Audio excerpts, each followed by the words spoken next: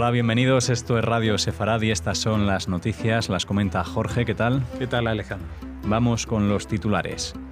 Irán está reforzando sus sistemas de misiles en Siria junto a la frontera con Israel. Irán amenaza con tener al alcance de sus misiles bases y portaaviones estadounidenses. Hamás evacúa a sus líderes del cuartel general por temor a que Israel bombardee el edificio. Según un diario palestino, se posterga para febrero la presentación del acuerdo del siglo a petición del primer ministro israelí. Estos son los titulares del día. Después volveremos en la segunda parte con la agenda cultural. Irán está reforzando sus sistemas de misiles en Siria junto a la frontera con Israel para que sirvan como primera línea de ataque contra Estados Unidos e Israel. El ex embajador de Irán en Siria, Hussein Sheikh al-Salam, le dijo a un periódico francés que las fábricas de misiles que su país ayudó a Siria a desarrollar a comienzos de los años 2000 aún están activas y que ahora intenta producir en Siria misiles de mayor precisión. A principios de esta semana, el jefe del Comando Norte del ejército israelí advirtió que los iraníes intentan utilizar el territorio sirio como ruta para la transferencia de armamentos a Hezbollah en el Líbano y que dicha organización terrorista intenta afianzar una infraestructura en la frontera sirio-israelí en los altos del Golán para abrir un segundo frente, además del sur del Líbano. Sí, la verdad que hoy tenemos bastantes noticias que tienen que ver con Irán justamente o con Estados Unidos y los problemas entre ellos y cómo eso repercute también en las relaciones con Israel. La primera noticia es que a pesar de lo que hablábamos ayer, de que hubo un intento de mediación de Putin para quitar o retirar a Irán de la zona de Siria a cambio de la relajación de las sanciones de Estados Unidos, pues lo que está pasando en realidad es todo lo contrario. Es que están reforzando los sistemas de misiles, los están renovando y haciéndolos más modernos. Ya se están desarrollando dentro de Siria y los están acercando hacia el sur del país, y aunque no sean iraníes los que los traen, sí que son sus secuaces, la gente de Hezbollah, que transportan esos misiles y los colocan a distancias muy cercanas a la frontera con Israel, porque en ese sitio pues están justamente una meseta llamada los Altos del Golán, y que desde allí arriba pues prácticamente todo el territorio de Israel está al alcance de este tipo de misiles bastante tecnológicamente avanzados, porque son de fabricación siria. Esto es lo que está pasando en la frontera. No sabemos si se va a consolidar, porque es cierto que el comandante en jefe de Israel ha dicho de que son muy conscientes de lo que está sucediendo y que no se va a permitir que esto pase. El comandante de la División Aeroespacial del Cuerpo de la Guardia Revolucionaria de Irán manifestó que los efectivos y los recursos de Estados Unidos en Oriente Medio están dentro del alcance de sus misiles, entre otros, las bases norteamericanas en Afganistán, Emiratos Árabes Unidos y Qatar, así como los portaaviones estadounidenses en el Golfo Pérsico. Es el mismo militar que en el pasado señaló que los misiles iraníes han sido provistos con capacidades que le permiten alcanzar un blanco a más de 500 kilómetros de distancia con una precisión de 30 metros de error. Es cierto que tienen esos misiles, es cierto que a esa distancia podrían llegar a bases norteamericanas y portaaviones estadounidenses, pero también hay que avisar que tanto las bases como los portaaviones también tienen misiles. Es decir, que en cuanto detectaran cualquier agresión, pues yo no creo que el país de los ayatolás, o por lo menos muchos de sus sitios, siguieran en pie después de unos segundos. Así que esta es otra fanfarronada a la que nos tienen acostumbrados la gente de la Guardia Revolucionaria. Pero como digo, esta semana Irán tiene una dialéctica muy agresiva, amenazando a todo el mundo, que tienen misiles en la frontera con Israel, que sus misiles en el propio territorio iraní están amenazando a las bases de Estados Unidos. Parece que quieren ejercer mucha presión y que las sanciones que han puesto en marcha el presidente Trump tras salirse del acuerdo les están haciendo mucho más daño del que muchos suponían. El grupo terrorista islámico Hamás puso sus efectivos en alerta máxima por temor a que Israel intente eliminar a sus cabecillas, para lo que fueron evacuados de su cuartel general a principios de esta semana por temor a que Israel bombardee el edificio. El ministro de Seguridad Interna, Gilad Erdan, aseveró que Israel debe pasar de la defensiva a la ofensiva en los combates contra Hamás en Gaza, eliminando de forma selectiva a los líderes terroristas del ala militar de la formación. Y eso significa capturar y retener la franja de Gaza hasta que desmantelemos la infraestructura terrorista. Llegó a decir: «Hoy estamos más cerca que nunca, desde el desastroso plan de desconexión, a ser obligados a recapturar partes o toda la franja de Gaza. Si esa es la única manera de garantizar a largo plazo calma y seguridad a nuestros ciudadanos, entonces lo haremos».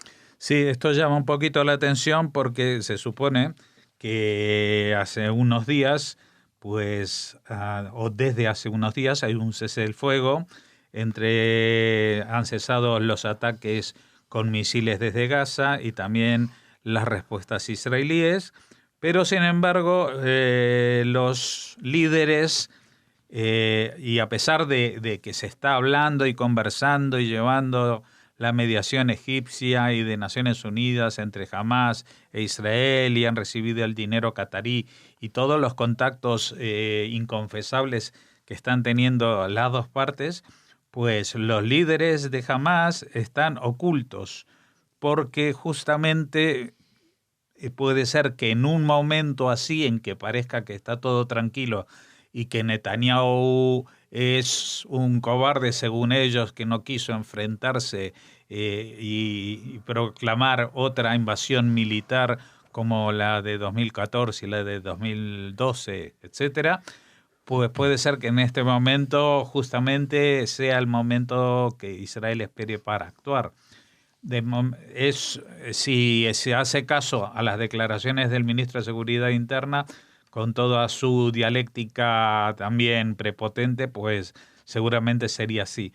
Pero ya tienen que estar acostumbrados los oyentes de Radio Sefarad que una cosa es la política del gobierno de Israel y otra son las declaraciones de los ministros. Esto no se parece a lo que pasa en España, donde en general creo que hasta ahora siempre ha gobernado un único partido y no coaliciones. Y entonces, cuando hay un único partido, hay una voz única que representa la política. A veces alguno dice una cosa, pero sale el jefe de partido o el jefe de gobierno y lo desmiente, y ahí se queda la cosa. Pero en Israel, como son gobiernos de coaliciones muy amplias, pues puede ser que el jefe de gobierno actúe y diga y finalmente tome una decisión en un sentido, pero que los ministros vayan por ahí diciendo otras cosas. Y creo que el tema de Gilad Erdan con el tema de la reconquista de la Franja de Gaza es uno de estos faroles bastante similar al lenguaje que tenía Víctor Lieberman hasta que hace una semana renunció a su cargo. Según un diario palestino, el presidente de Estados Unidos decidió postergar para febrero del 2019 la presentación pública de su plan de paz entre Israel y los palestinos, conocido como el Acuerdo del Siglo, a petición del primer ministro israelí. Según ese medio, Netanyahu prefiere que el plan de paz norteamericano no sea publicado en absoluto, especialmente en estos momentos a raíz de la situación confusa y caótica en el Oriente Medio, incluida la crisis de la coalición gobernante en Israel. El día anterior, la ministra de Justicia israelí, Ayelet Shaked, del partido Abait HaYehudi, dijo que dicho plan es una pérdida de tiempo, aunque sin detallar el porqué. Sí, yo voy a develar un secreto. ¿Saben por qué lo llaman el Acuerdo del Siglo? Porque yo creo que va a tardar un siglo en contar en qué consiste. Porque ya esto se viene postergando no una ni dos, creo que ya es la tercera o la cuarta vez. Y encima, a bombo y platillo, creando unas expectativas, lanzando globos sonda, diciendo, bueno, esto habrá muchos israelíes que no le guste, los palestinos no sé qué, Jerusalén no sé cuánto, pero nunca se sabe qué es lo que van a decir. No sé si Ayele Chaquet, siendo ministra de Justicia, ha tenido acceso al famoso plan. Seguramente que sí. Y dice que es una pérdida de tiempo. Pero, claro, no ha dicho por qué es una pérdida de tiempo, y no olvidemos que ella representa a un partido, a Beit Yehudi, ultranacionalista, el único de los partidos de la coalición que está en contra de la solución de 2 estados y está a favor de la anexión de los territorios en disputa, con lo cual puede ser de que le parezca que es una pérdida de tiempo porque no habla de la anexión y la constitución de un solo Estado judío en todo el territorio, sino que haya también un Estado palestino, ¿no? Así que, bueno, no sabemos nada. Lo único que sabemos es que un diario palestino dice, todavía sin confirmar, que el famoso plan que se había comprometido después de varias veces y postergado, que iba a contar antes de que acabe el 2018, pues se posterga para febrero del 2019. Esto casi me recuerda a los presupuestos del Estado aquí en España. Así nos despedimos de esta primera parte de las noticias en Radio Sefarad y de Jorge hasta la próxima semana. Hasta la próxima semana, hasta el lunes a la noche. Shabbat Shalom. No se vayan ustedes porque aún nos queda la agenda cultural después de una pausa.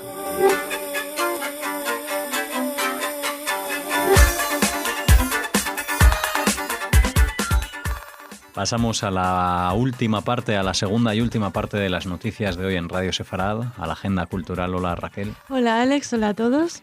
Y también a la última agenda de la semana. Exacto, y casi del mes. Casi, pero todavía no. Todavía no. Bueno, vamos a hablarles de la Conferencia Internacional sobre el Antisemitismo, contra el Antisemitismo, organizada por la Presidencia Austriaca de la Unión Europea y varias organizaciones judías, que ha comenzado en Viena con la advertencia de que la situación de los judíos en Europa está empeorando. Nos encontramos en una encrucijada. Los próximos meses y años serán decisivos para el 1,5 millones de judíos de Europa. Esto ha advertido Ariel Musicant, presidente del Consejo Judío Europeo. Las cosas están empeorando, ha asegurado el antiguo presidente de la Comunidad Judía de Austria al referirse a que la población judía europea afronta crecientes problemas en países como Francia, Reino Unido o Suecia. La conferencia de Viena, a la que han acudido expertos políticos y delegados de todo el viejo continente y no solo de Europa, pretende buscar soluciones concretas a estos desafíos. Debemos dejar de hablar y empezar a actuar. Un primer paso es la declaración de principios sobre la lucha contra el antisemitismo que debe ser adoptada por el Consejo Europeo el próximo 6 de diciembre, afirmó Musicant. Ya saben, el vicepresidente del Consejo Judío Europeo. Sin embargo, apuntó este vicepresidente, hay aún 5 o 6 países que se niegan a firmar la declaración por alguna estúpida razón. Esta ha sido la crítica del dirigente judío austriaco, quien no ha precisado cuáles son los países que se resisten a esta firma. Por su parte, Lorenz Sipman, profesor de estudios judíos en la Universidad de Nueva York, ha destacado la importancia de combatir el antisemitismo desde todos los ángulos posibles, sea la derecha, la izquierda extrema o el mundo musulmán. Bueno, pues así iniciamos la agenda cultural de hoy con estos miedos, ¿no? Al menos estas prevenciones ante estas situaciones en esos países en particular. Uh-huh. Continuamos con la agenda. Sí, temas más ligeros, más, curiosos. Por ejemplo, queríamos traerles un hallazgo arqueológico importantísimo. Uh-huh. Se ha encontrado Hace mucho ya que no encontramos nada por ahí, ya era hora de que... No han sido unas obras, uh-huh. sino unas excavación arqueológica, bueno, que también es merecida. Sí, en la base del muro, en la base del Kotel, en la ciudad vieja de Jerusalén. Se ha encontrado una pequeña piedra, una beca, ahora les explicaremos qué es una beca, de hace 3.000 años. Ha sido desenterrada recientemente y presentada a los medios de comunicación. Las piedrecitas como esta, las becas, se utilizaban como pesas para asegurarse el valor de las donaciones de los fieles, han informado los arqueólogos en un comunicado. Las becas del primer templo son muy infrecuentes y esta lo es más todavía porque su inscripción está escrita en forma de espejo. Las letras van de izquierda a derecha en vez de derecha a izquierda, que es como se escribe en hebreo. Está contado Eli Sukron, que es el arqueólogo responsable de estas excavaciones. Es la segunda beca que encuentra este arqueólogo y aseguró que lo extraordinario de la escritura especular de la pesa probablemente se deba a que el tallista que la hizo lo fuera principalmente de sellos, que se tallaban al revés para que su impresión se leyera al derecho. Yo estaba pensando ya en mensajes secretos. Ambas pesas halladas en el lugar tienen inscripciones en hebreo antiguo y también contienen la palabra beca, lo cual aclara su propósito. Las piedras se encontraron mientras se tamizaba la tierra recogida en la zona llamada Arca de Robinson, en la base del muro de las Lamentaciones, en la base del Cótel, el último vestigio del muro externo que rodeó el patio del segundo templo. Bueno, pues un hallazgo muy interesante. Muy interesante. Y bueno, muy curioso, ¿no? También ese uso Además del es espejo. preciosa, les ponemos la foto porque es una piedrecita, una beca monísima. Bueno, para pues que la vean. ahí queda la foto. Y también les invitamos a ver, Alex, el vídeo que recoge un momento de esos que te hacen reconciliarte con el ser humano, con los jugadores de fútbol y con el deporte en general, protagonizado por la selección israelí de fútbol. Se estaba enfrentando en la Liga de la UEFA a Escocia, la selección nacional de Escocia, y hacía un frío terrible. Entonces, cuando propio de Escocia. Sí, claro, un frío escocés. Y entonces, cuando se estaban escuchando los himnos nacionales, los jugadores israelíes comenzaron a desprenderse de sus prendas de abrigo, de la chaqueta de su chándal, para ofrecérsela a los niños que ya saben que acompañan a los jugadores a principio del partido de estos de y durante la interpretación de los himnos nacionales, ¿no? Entonces se ve a los pobres niños escoceses ahí que genéticamente están preparados, pero el frío debía ser terrible. Pero no habían calentado para salir a jugar. Exacto.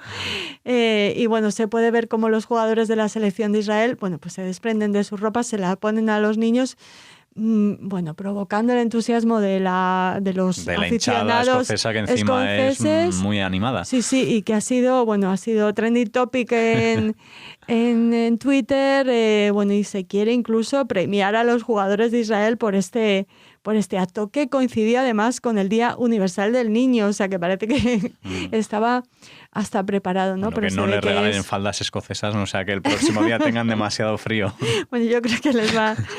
Exacto, que va a ser inolvidable para estos niños y para los espectadores de este partido, que por cierto, aunque empezó ganando, perdió Israel.